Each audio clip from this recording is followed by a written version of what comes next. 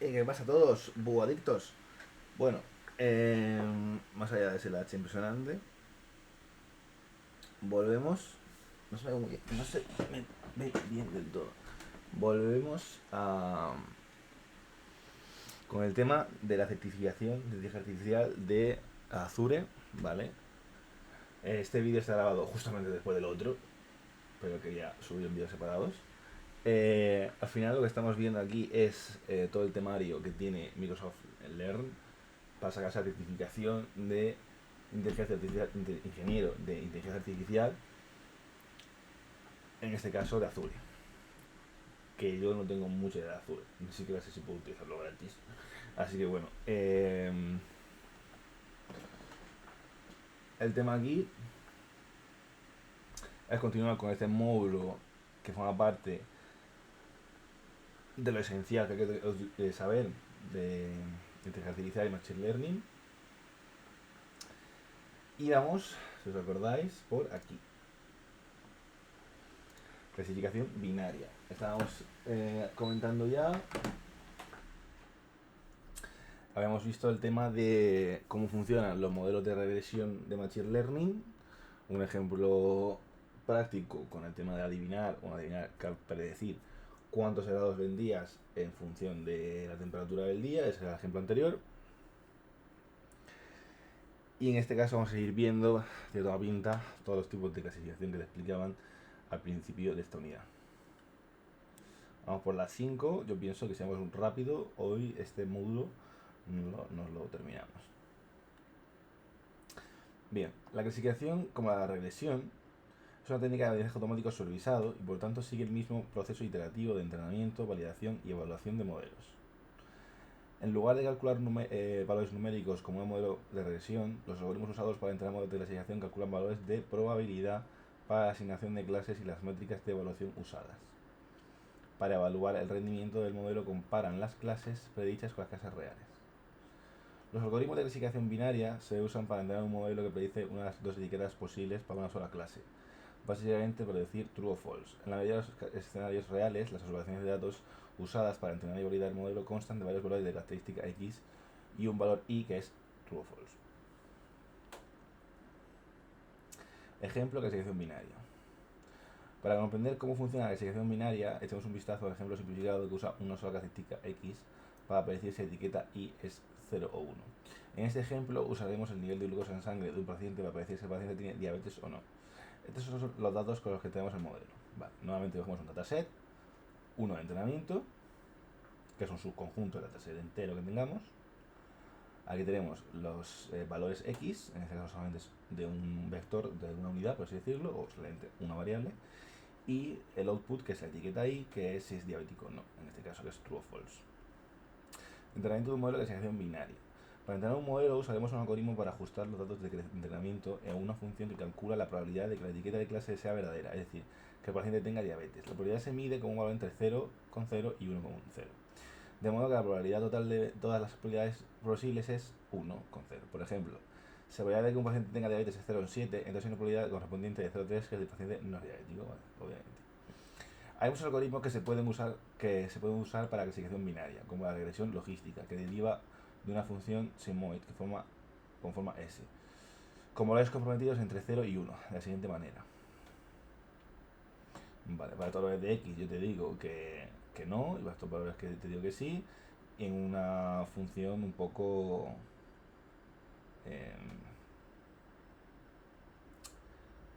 ¿cómo se dice? Lineal, un poco drástica aquí, ¿vale?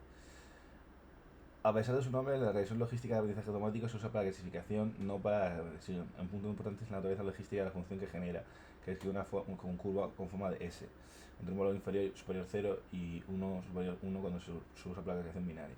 La función generada por el algoritmo describe la probabilidad de que I sea true igual. O sea, básicamente la guía de gracia es coger una función cuyo salida output sea entre 0 y 1, comprendida y con decimales. La función general por el algoritmo describe la probabilidad de que I sea true para un valor determinado de X. Matemáticamente puede expresar la función de la siguiente manera. F de X es igual a la probabilidad de I igual a 1 partido de X. ¿Por qué?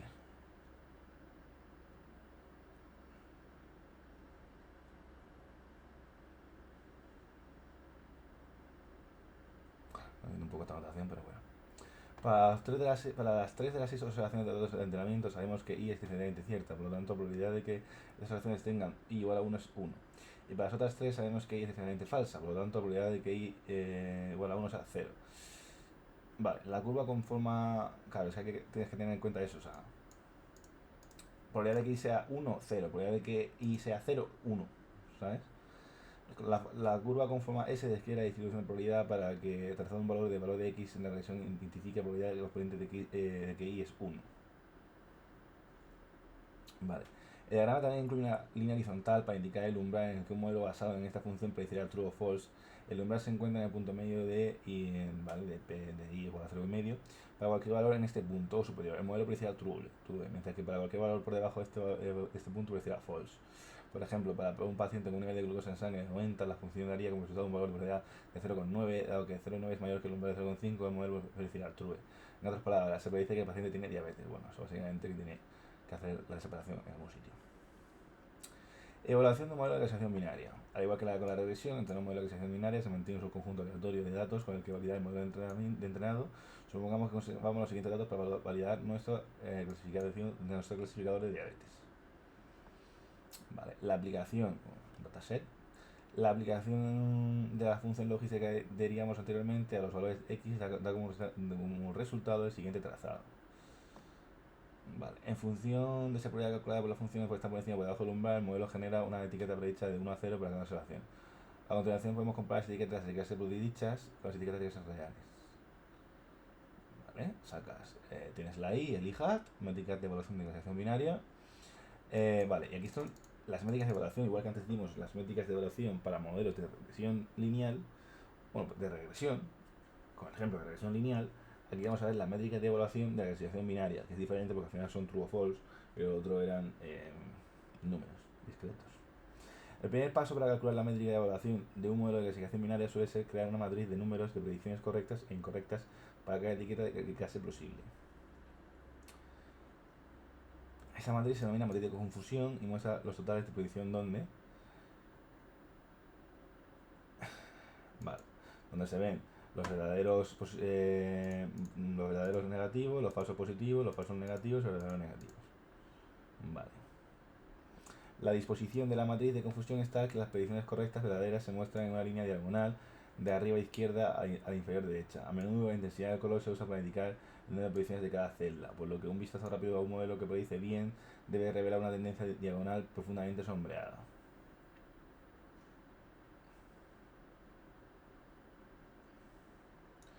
Precisión. La métrica sencilla que se puede calcular de matriz de confusión es la precisión, la proporción de predicciones que el modelo tiene correcto. La precisión se calcula como vale. TN es verdaderos negativos, true negative más true positive divididos entre la suma de todo. Cuanto más alto sea esto, menos hará de los otros, por lo tanto sea 1 la predicción. Vale. Esto va de 0 a 1 básicamente.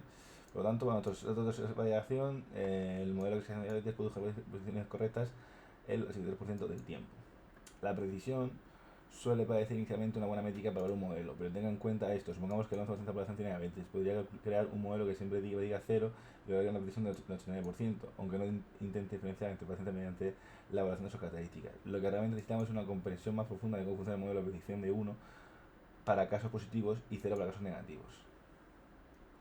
Vale, aquí hay otra métrica que es recuerdos, recuperación, ¿no? Bueno, recuperación es una métrica que mide la proporción de casos positivos que el modelo identificó correctamente. En otras palabras, en comparación con el número de pacientes que tienen diabetes, ¿cuánto parece el modelo tener diabetes? Vale. O sea, es los true positive divididos entre los true positives más los falsos negativos. Los falsos negativos. Vale, o sea, que debería ser positivo. Vale. Para nuestro ejemplo de diabetes, claro, falso negativo es donde debería haber sido positivo. No sé qué es 75. Así pues, nuestro modelo identificó correctamente como diabéticos al 75% de los pacientes que efectivamente tenían diabetes. Precisión. La precisión es una métrica similar al recall. Vale, o sea que esto es recall, no de los cojones, se llama aquí recuerdos. Y esto es precisión, y aquí precisión. Claro, es que esto no es precisión. Bueno. La precisión es una métrica similar al recall, pero mide la proporción de casos positivos previstos en los que la etiqueta verdadera es realmente positiva. En otras palabras, ¿qué proporción de pacientes predichos por el modelo para tener diabetes realmente tienen diabetes? Que es true positive y entre true positive más los falsos positivos. Vamos, ejemplo de diabetes, tal. Por lo tanto, el 100% de los pacientes predichos por nuestro modelo que tenían diabetes. Vale, eso es como para quitárselos que... para no fallar, ¿no? Puntuación F1. Todas estas métricas no, o sea, me retrasaré en la cabeza sin ni siquiera testear, probarlos, me parece el peor temario que se me dio. La puntuación F1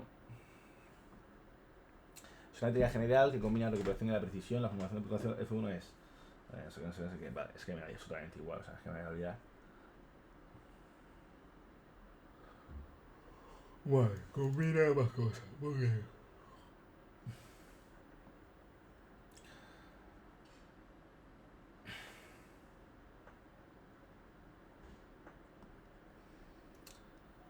Otro nombre para la recuperación es la tasa positiva verdadera. Tasa positiva verdadera. Y hay una métrica que da determinada tasa de falsos positivos, que calcula como no sé qué. Por supuesto, si le cambiamos el número por encima del cual promedio produce el true, afectaría el número de predicción no sé qué. Vale. La curva roja vamos a no sé qué, no sé cuánto. Por el contrario, una línea diagonal, me da igual. Funcionaría bajo Vale. Aquí es que no me gusta cómo están explicando esto, o sea, demasiado técnico. Ni siquiera puedes testear nada, o sea, si fueras un Google Colab, ¿sabes lo que te digo? O algo así, y que puedas ejecutar cosas. No sé si esto de Google estará en Google Colab, pero es que esto me parece basura.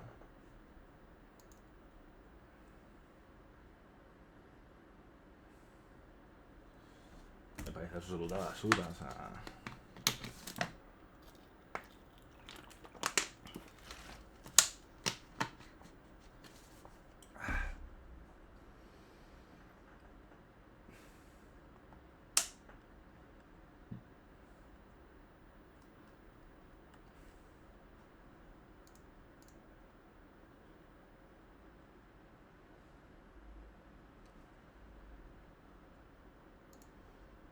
Vale. Clasificación multiclase. Ya sabemos lo que es la clasificación multiclase, pero vamos a explicarlo otra vez con ejemplos absurdos, ¿vale? La clasificación multiclase se usa para predecir a cuál de varias clases positivamente sí les pertenece una observación, como técnica de aprendizaje automático supervisado. Sigue un proceso iterativo de entrenamiento, variación y evaluación que es la regresión y clasificación binaria en el cual se obtiene no sé qué, vale. O sea que lo mismo. Ejemplo de clase multiclase. Tienes un ejemplo con 3 pingüinos. Tienes los dataset con sus etiquetas. Para entrenar un modelo de selección multiclase es necesario usar un algoritmo para ajustar los datos de entrenamiento a una función que calcula un valor de probabilidad para cada clase posible. Hay tipos de algoritmos que puede usar para hacer. Algoritmos de uno frente a REST y algoritmos multinómicos. Claro, aquí cada especie es esto, pero luego necesitas sacar realmente cuántos porcentajes de cada una especie, ¿no?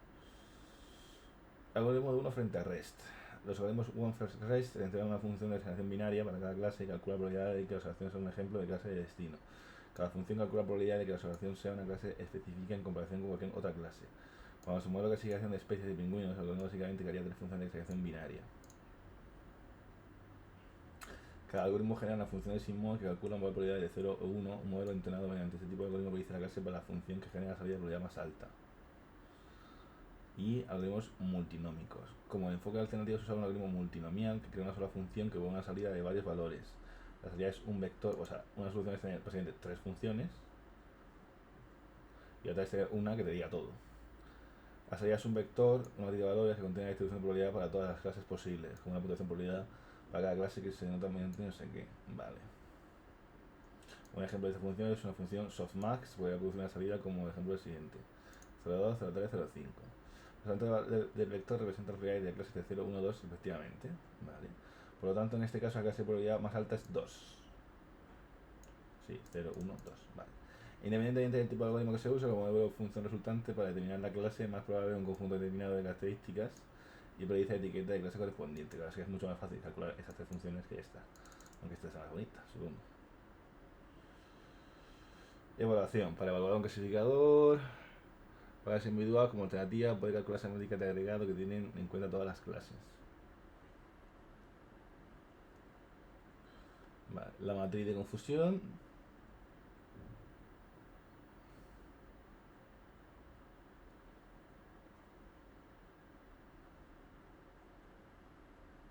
Sacamos los true negative, los false negative, los false positive, los true negative, la precisión, el recall, la precisión otra vez porque no tengo nombre, y el F1 score. A partir siempre de la matriz de confusión, que son las verdades los que te dicen pues, para poner números a esto. Para calcular la métrica general de precisión, regulación de precisión, use el total de métricas, todas estas, y te da el resultado. Vale. Precisión general.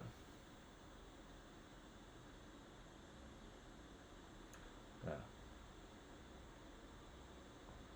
Y luego hay un general, o sea, te saca todos estos valores para cada serie, para cada clase, porque es como si fuera un binario de sí mismo todos, ¿vale? Y luego puedes hacer general que es cogiéndolo todos. Y te da un F1 score general que sería 0,76. Vale.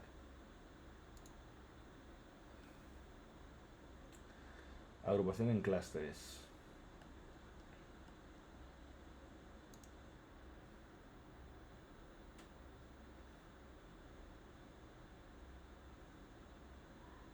Vamos a meternos el full focus, vamos a intentar sacarlo hoy.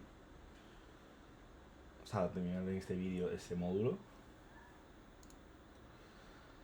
A menos que lo suspendamos. O sea, suspendamos ya para otro día. Vale. Agrupación en clústeres. La agrupación en clústeres es una forma de aprendizaje automático no supervisado en el que las operaciones se agrupan en clústeres en función de las similitudes a sus valores de datos o características. Este tipo de aprendizaje automático se considera no supervisado porque no se usa valores de etiqueta conocidos anteriormente para entrenar un modelo. Un modelo de agrupación de clústeres, la etiqueta es el clúster al que se asigna la observación basándose exclusivamente en sus características. Ejemplo, agrupación en clústeres. Vale, por ejemplo, supongamos que un botánico observa una muestra de flores y registra el número de hojas y pétalos en cada flor. No hay etiquetas conocidas en este conjunto de datos, solo dos características. El objetivo es no identificar los diferentes tipos, especies de flores, solo para agrupar las flores similares. No hay etiquetas conocidas en el conjunto de datos, solo dos características. El número de hojas y el número de pétalos.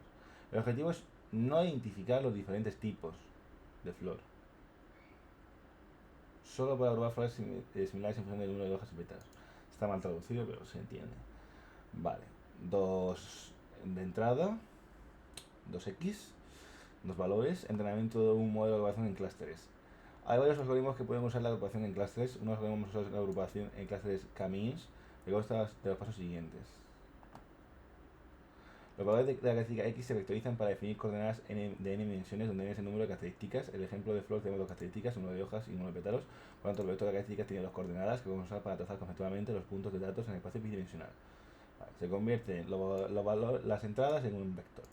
Decide cuántos clústeres desea usar para la agrupación de flores. Llama a este valor K. Por ejemplo, para crear tres clústeres usamos un valor de K3. A continuación, los puntos K se trazan en coordenadas aleatorias. Estos puntos se convierten en los puntos centrales de cada clúster, por lo que se llaman centroides. Cada punto de datos, en este caso cada flor, se asigna a un centroide más cercano. Cada centroide, si lo queremos en espacio bidimensional o si no, cálculo vectorial y ya está. Cada centroide se mueve en el centro de los puntos de datos asignados en función a la distancia media entre los puntos. Cada centroide se mueve al centro de los puntos de datos asignados en función de...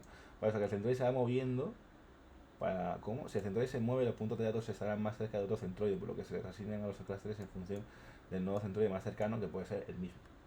Los pasos de movimiento de centroides y reasignación de clústeres se repiten hasta que los clústeres se estabilizan o se alcanzan un número máximo de primeras iteraciones. Vale. Al principio los centroides son aleatorios, pero como luego se van como reafirmándose sobre sí mismos, al final llegas... Es que esto está guapo, o sea, es que esto está muy guapo. Al final, como se van reasignando, vamos a ver la animación. Paso 1 tienes los valores. Le creas valores aleatorios, los asignas y vas iterando por cada signo con el cual está más cerca, de manera que al final el centroide te va a decir, ah, mira, existen estos grupos, estos subgrupos, cada vez predichos de manera más esto.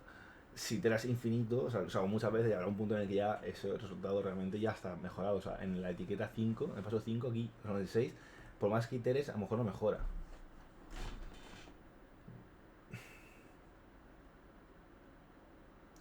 Vale, luego hay evaluación. Puesto que no hay ninguna etiqueta conocida con la que comparar la asignación de clases predichos, la evaluación de un modelo de evaluación de clases se basa en la forma en que los clústeres docentes se evalúan entre sí. Hay varias métricas que pueden usar para evaluar la evaluación del clúster, entre las que se incluyen distancia media del centro de clústeres, cuando se aproxima en promedio cada punto del clúster al centroide del clúster, distancia media a otro centro, distancia máxima del centro del clúster, distancia más lejana entre un punto del clúster y su centroide, silueta, un valor entre menos 1 y 1 que resume la relación de distancia entre puntos del mismo clúster y puntos de diferentes clústeres. Uf, madre mía, me entero ya. O sea, me estoy enterando de todo, pero a la vez me estoy saturando. Esto del libro no lo entiendo. Vale. Deep Learning, ojo. El aprendizaje profundo es una forma avanzada de aprendizaje automático que intenta emular la forma en la que aprende el cerebro humano.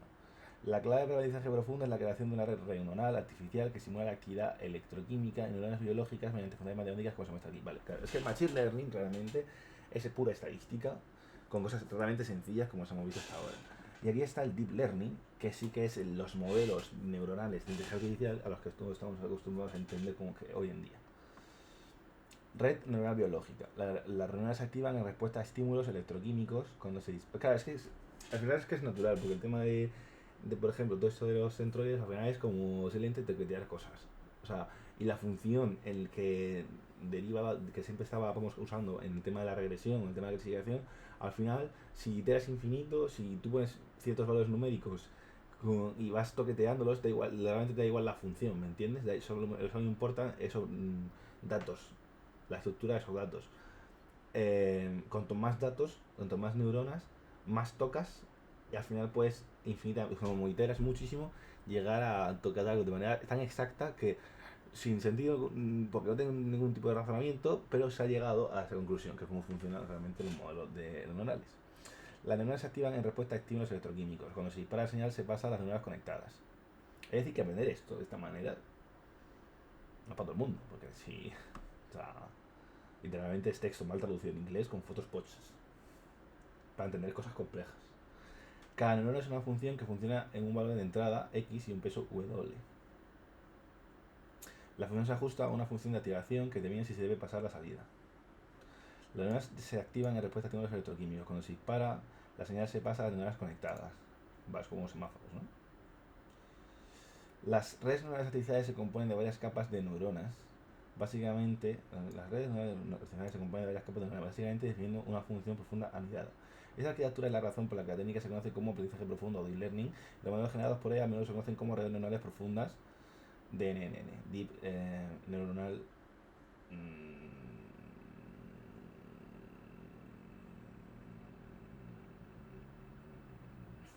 Net. Puede usar redes neuronales profundas para muchos tipos de problemas de aprendizaje automático, como regresión y clasificación, así como modelos más especializados para procesamiento de lenguaje natural y computer vision. Vale. Realmente el tocho, el salto tocho es aquí, con redes neuronales y el deep learning.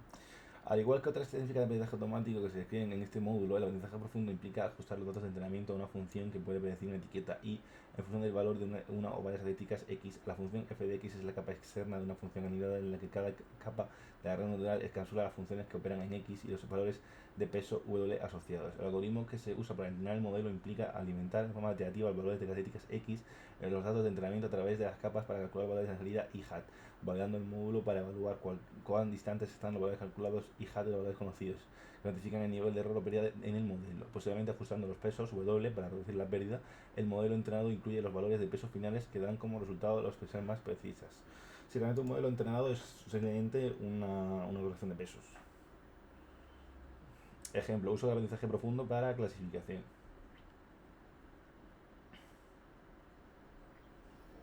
Para comprender mejor cómo funciona un modelo de red neuronal profunda, vamos a explorar un ejemplo en el que se usa una red neuronal para definir un modelo de clasificación para especies de pingüinos. Los datos de las características X constan de algunas medidas de un pingüino, específicamente las medidas son las siguientes: el largo del pico del pingüino, la profundidad del pico del pingüino, la longitud de la salida del pingüino y el peso del pingüino. Tú tienes un vector de cuatro dimensiones como entrada.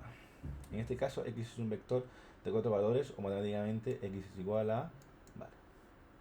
Y tú tienes una red neuronal que tiene de dimensión input 4 y de output 3, porque tienes 4x y 3x. En este caso X es un vector, vale. La etiqueta que estamos tratando de predecir Y es la especie de pingüino, y hay tres especies posibles que podrían ser tal, vale.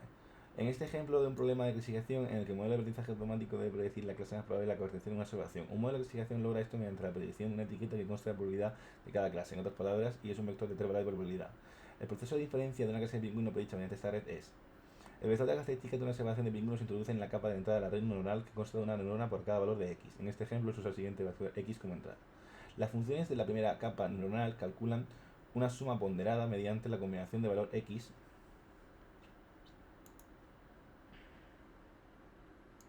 Vamos a hacer esto chulo. Lo podemos enterar.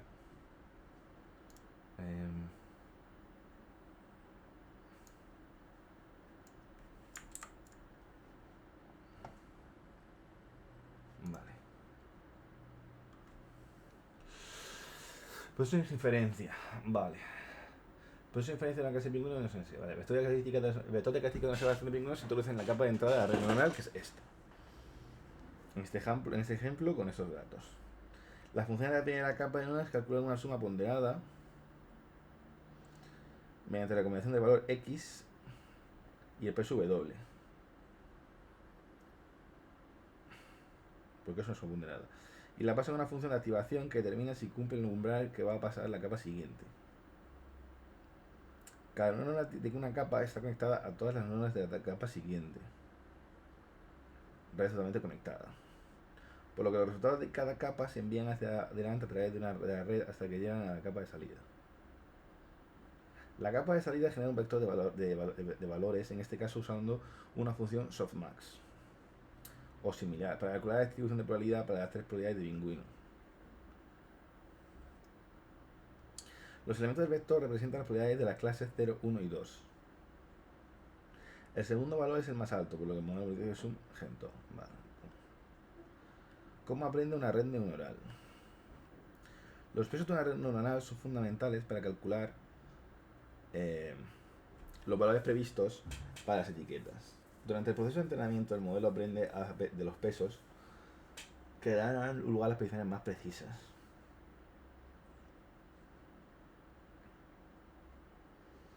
Vamos a explorar el proceso de entrenamiento. Al final, los pesos es la magia, toquetea eso. Vamos a explorar el proceso de entrenamiento con un poco más de detalle para comprender cómo tiene lugar este aprendizaje. Vale.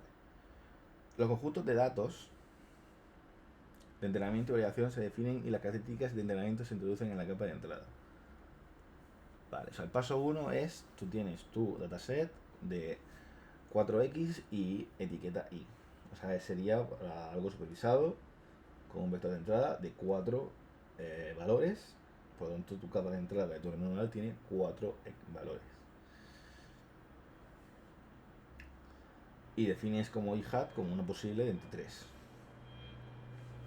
Vale. Las neuronas de cada capa de la red aplican sus pesos, inicialmente se asignan aleatoriamente y alimentan los datos a través de la red. Lo que no sé es qué es la función.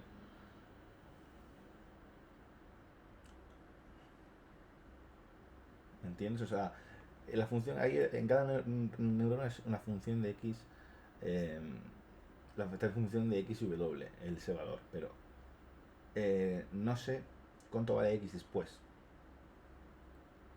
o si nunca se ha modificado.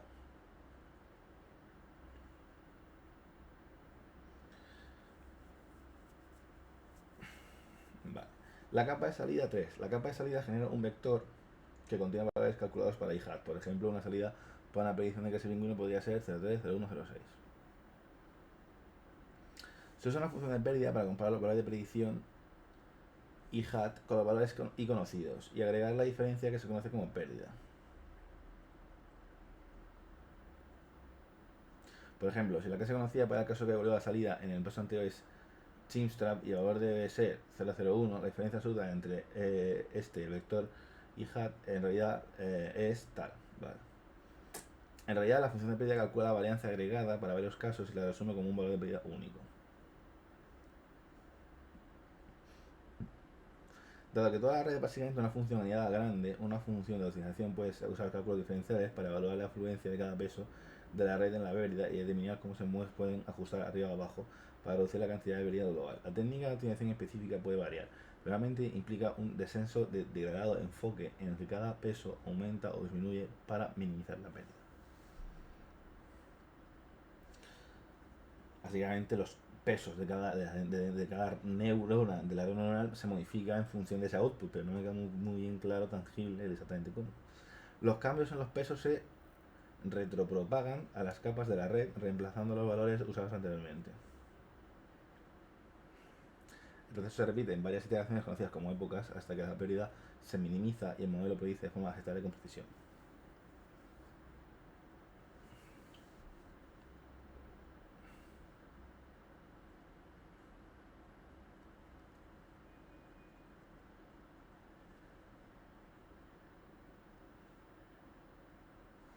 Vale. El vídeo ya debería haber terminado. Pero que esto es un ejercicio, pone.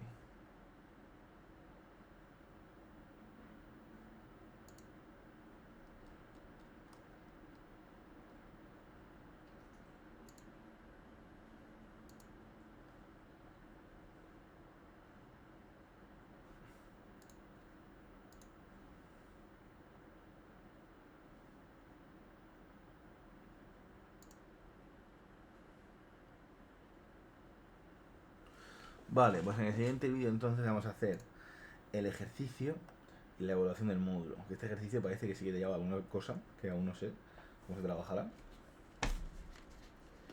Así que